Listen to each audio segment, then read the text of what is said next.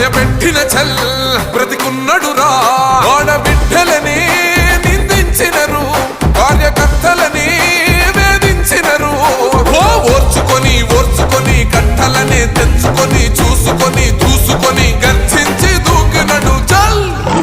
ఓహో చూలు విప్పి దూకినది ఎల్లో సింహము దడుసుకొని ఉరుకుతది రౌడీ సంఘము